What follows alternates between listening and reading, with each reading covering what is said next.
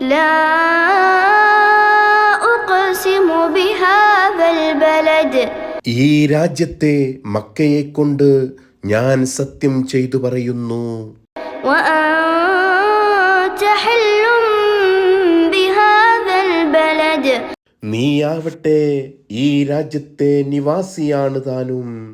ووالد وما ولد ജനയിതാവിനെയും അവൻ ജനിപ്പിച്ചതിനെയും തന്നെയാണ് സത്യം.